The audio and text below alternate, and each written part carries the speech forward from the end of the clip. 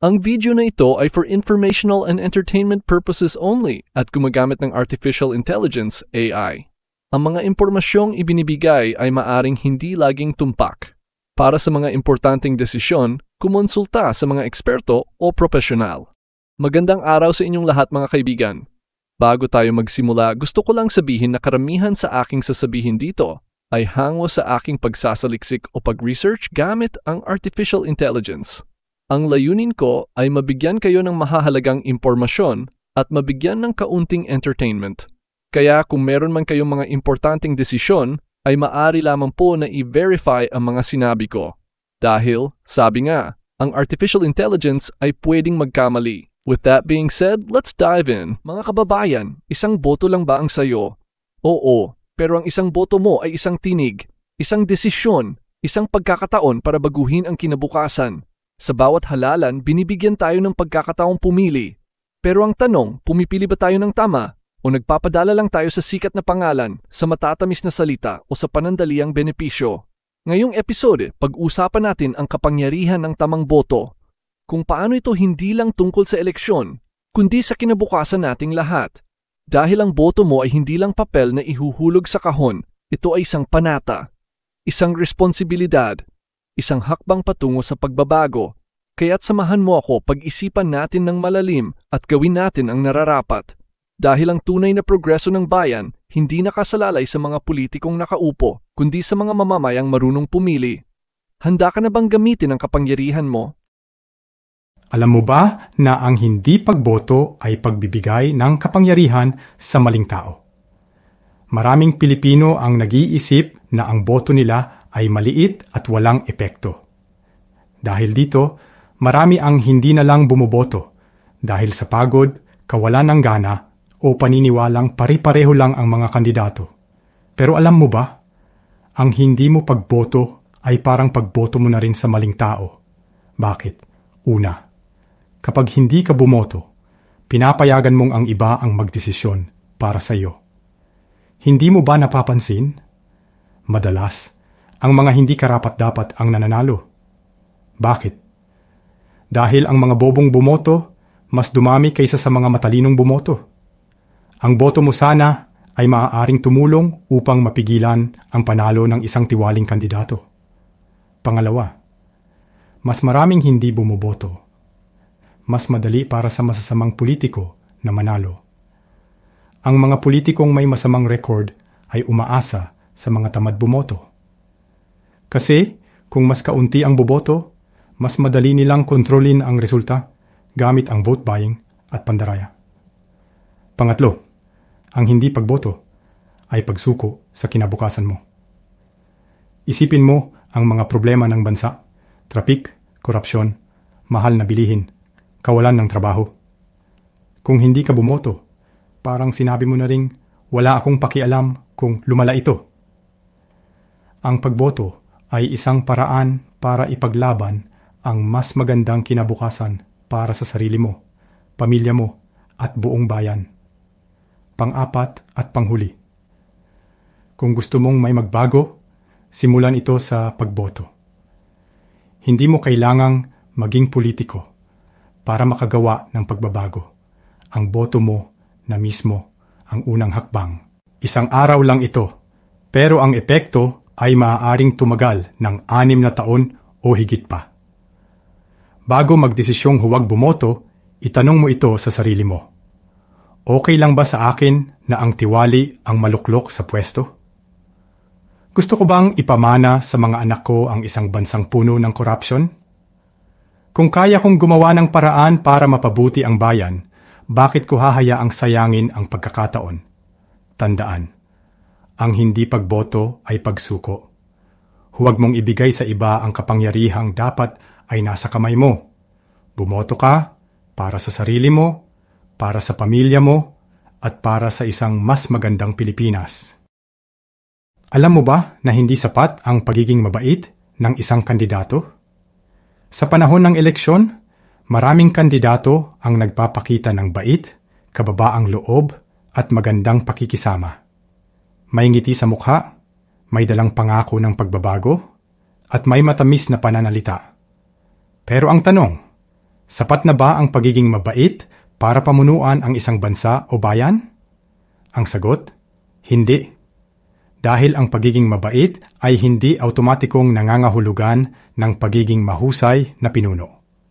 Ano ang dapat nating hanapin bukod sa kabaitan? Una, kakayahan, competence. Maraming mababait na tao, pero hindi lahat may kakayahang mamuno. Dapat tingnan ang kanyang karanasan, talino sa pagdedesisyon, at kakayahang humarap sa krisis. Magandang tanong. Ano ang nagawa na niya para sa bayan bago pa siya kumandidato? Pangalawa, diskarte, leadership, and strategy.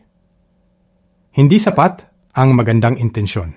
Kailangan may plano at kakayahang ipatupad ito. Ang isang mabuting leader ay marunong maghanap ng solusyon, hindi lang ng dahilan. Dapat alam niya kung paano isasakatuparan ang kanyang mga pangako sa makatotohanang paraan. Pangatlo, malasakit sa bayan, genuine public service. Madaling magsabing mahal ko ang bayan, pero tunay ba? Dapat nating tingnan kung ang kandidato ay tumutulong kahit walang eleksyon. May mga politiko kasi na nagiging mabait lang tuwing kampanya pero nawawala pagkatapos manalo. Bakit delikado ang pagboto sa mabait pero walang kakayahan? Pwede siyang maging sunod-sunuran sa mastusong politiko. Kung walang sariling paninindigan, baka siya lang ang maging mukha ng gobyerno, pero ang tunay na nagpapasya ay ibang tao. Pwede siyang maloko ng mga nakapaligid sa kanya. Ang isang leader na madaling manipulahin ay magiging kasangkapan lang ng mga may masasamang intensyon. Pwede niyang sayangin ang pagkakataong umasenso ang bayan. Mabait nga, pero kung hindi marunong mamuno, sayang lang ang posisyon. Bago bumoto, itanong mo ito, mabait ba siya? Hindi ito sapat. May kakayahan ba siyang mamuno? May malinaw ba siyang plano at diskarte? Pinatunayan ba niya ang malasakit niya sa gawa, hindi lang sa salita? Dahil sa eleksyon, hindi lang tayo bumoboto ng mabuting tao. Bumoboto tayo ng isang tunay na leader na kayang ilaban ang bayan tungo sa progreso. Alam mo ba na kung gusto mong umunlad ang bansa, dapat umpisahan mo ito sa isang tamang boto? Lahat tayo nangangarap ng maunlad na Pilipinas. Isang bansa kung saan may trabaho, mababa ang bilihin, maayos ang kalsada, libre ang edukasyon, at ligtas ang bawat mamamayan. Pero ang tanong, saan ito nagsisimula? Ang sagot, sa isang tamang boto. Dahil ang isang matinong pinuno ay nagsisimula sa isang matalinong botante. Bakit may kinalaman ang boto mo sa pag-unlad ng bansa? 1. Ang leader na inihahalal natin ang may hawak ng direksyon ng bansa. Kung pipili tayo ng tamang leader, may kakayahan, malasakit, at diskarte, maaasahan nating uunlad ang bansa. Pero kung pipili tayo ng tiwali at walang kakayahan, paano aasenso ang bayan? 2. Ang tamang boto ay puhunan para sa kinabukasan. Ang boto mo ngayon ang magpapasya kung magiging madali o mahirap ang buhay mo sa loob ng susunod na 6 na taon. Kung tama ang piniling leader, mas magiging maayos ang gobyerno, ekonomiya, at serbisyo sa mamamayan. 3. Ang progresibong bansa ay resulta ng matatalinong botante. Tingnan ang mga bansang maunlad. Karamihan sa kanila may disiplinado at responsableng botante na hindi bumoboto base lang sa sikat na apelyido, pangako o pera. Sa halip, bumoboto sila base sa track record, plataporma at kakayahan. 4. Kapag tama ang binoto mo, panalo ka rin. Kung may matinong leader, may pag-asa ang ekonomiya, may oportunidad sa trabaho, at may maayos na serbisyo para sa lahat. Hindi mo na kailangang lumabas ng bansa para makahanap ng magandang kinabukasan. Dito mismo sa Pilipinas, kaya mong umasenso. Bago ka bumoto, itanong mo ito sa sarili mo. Ang kandidatong ito ba ay may kakayahang patakbuhin ang gobyerno ng maayos? Ang plataporma ba niya ay makakatulong sa akin, sa pamilya ko, at sa buong bayan? Tapat ba siya sa kanyang serbisyo o nagpapakita lang ng gilas tuwing eleksyon? Tandaan, hindi mahirap ang pagpili ng tamang leader. Ang mahirap ay ang pagturusang dulot ng maling desisyon. Kaya kung gusto mong umasenso ang bansa, simulan mo sa isang matalinong boto. Alam mo ba na bawat boto mo ay isang tinig ng pag-asa? Kapag pinili mo ang tama, isa kang bayani ng demokrasya. Sa bawat pagtawid mo sa linya ng presinto, sa bawat pagtutok mo ng marker sa balota, hindi lang basta papel ang hinahawakan mo. Isa itong makapangyarihang tinig ng pagbabago, ng pag-asa, at ng paninindigan. Bakit tinig ng pag-asa ang isang boto? Dahil sa isang simpleng pagboto na ipapahayag mo ang paniniwala mo sa mas magandang bukas. Ipinapakita mong may tiwala ka pa rin sa sistema, sa bayan, at sa posibilidad na kaya pa nating bumangon at umasenso. Hindi ito tahimik na kilos, ito ay sigaw ng paniniwala. At bakit ka bayani? Una, dahil pinipili mong maging bahagi ng solusyon. Hindi ka lang nanonood o nagrereklamo, kumikilos ka. Pangalawa, dahil pinipili mong hindi sumuko sa sistema. Kahit maraming tiwali, kahit nakakadismaya ang politika minsan, bumoboto ka pa rin dahil alam mong may pag-asa. Tatlo, dahil hindi mo binibenta ang boto mo.